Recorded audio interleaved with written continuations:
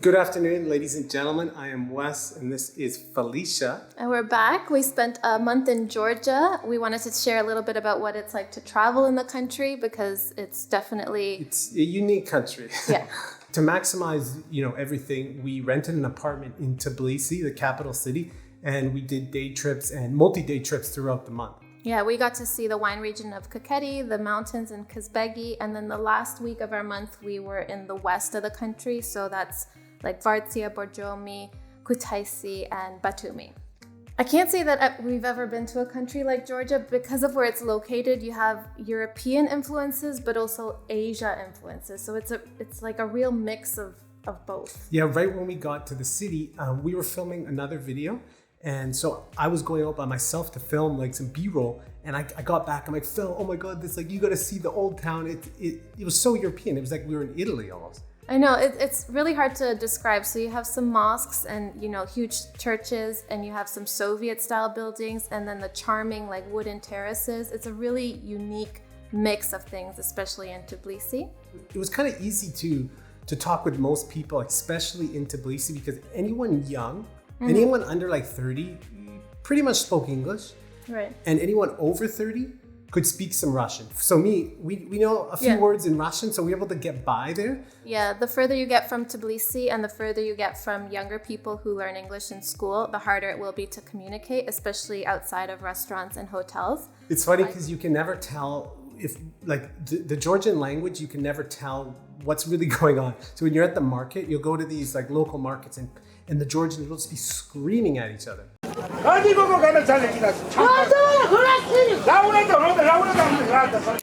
And they're not, I don't think they're mad at each other. They're just screaming. It sounds aggressive, so it's hard to tell if they're like really passionate about their conversation or if they're about to get in a fight. I've noticed this more in Georgia than any other country. In Tbilisi, the amount of tourism is increasing each year.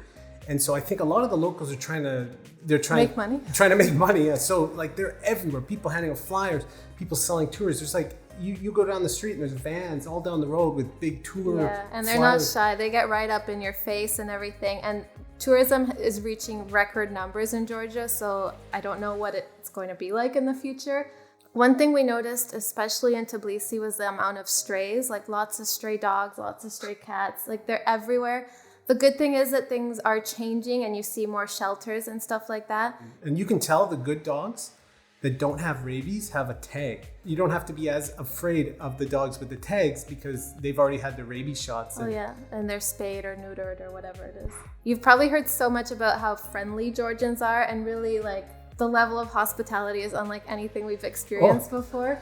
One of the things that I noticed, which is totally unique for like me as a traveler that takes pictures, is we went to some markets, and like when we were in Russia, the people, they did not want photos. You will die if you try and take a photo of an old lady, an old babushka. But in Georgia, like people were friendly. They're like, hey, like, yeah, where are you from? Like, we're from Canada. And like, it was actually so different from what I'm used to. I think one of my favorites was when we were trying to get a photo with a lady and she kept pinching our noses and we couldn't understand, but she was saying like we have Georgian noses, I guess. She was grabbing photos. It was the cutest thing. These old ladies in these small towns, they didn't even want us to take money. They wanted to she was sewing the stuff and she wanted to give it to us for free. This topic is where me and Felicia butt heads. I had been looking forward to traveling to Georgia for a long time, and food was a big part of that. I love breads and cheeses, and you will find a lot of that in Georgia. Wes was not as big of a fan of Georgian food. I like bread, but I don't like eating everything in bread. A lot of cheese. I don't really eat too much cheese, and it seems like everything in Georgia, at least the main foods that all the tourists eat, is like bread, cheese, butter. But it's so good. And a lot of the Georgians have a little bit of a belly. At one time, someone was offering us food and we're like, oh no, we're full. We had too many khinkali. And he's like, oh no, we have a separate compartment for khinkali goes here and wine goes here. So you always have room for more food. It was hilarious. I think Georgian food is good and I miss it a lot.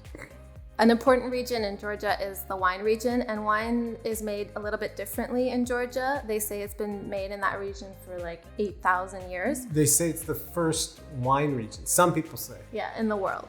And so it's a little bit different. It doesn't taste like your European wines. They have this amber wine, and I think it was cool. You got to drink out of the clay pots. yeah, because they say that if it ferments in clay, then you should drink it in clay as well. I Yes, wish we should have got those. we had like a tasting, and it was like you taste it in a glass and you taste it in the clay because they say it will taste a little bit different. One of the things that I think kind of bugged me about Georgia was the transportation that was all over the country. Like, it has one train. Like, for tourists, you would go to Batumi and Tbilisi, and the train goes, and it's a really good train, very nice. Mm-hmm. But to go everywhere else, you have to go in these things called, the word in Russian is marshrutka.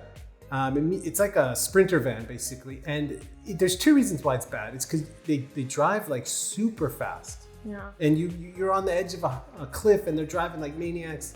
And there's no seatbelts. There's never seatbelts. They fill up their cars because they charge per person, so you're often squished. Like, you gotta let go of your personal space because there's no such thing. And it's like a war zone getting onto these things. Like, you go to the bus station and guys are screaming at you, get on the bus, grabbing your bags. Like, here, you're going to Batumi. They grab your bag and they throw it in. And like we had to get in a fight with these guys. Like, no, we're getting on the next one. Like, we don't want to go on this one. Like, marshrutkas are a very common way to get around. And as far as transportation goes, it is well connected, Yes. But the road conditions aren't always the best, especially the winding roads. If you are prone to car sickness, then you probably need gravel.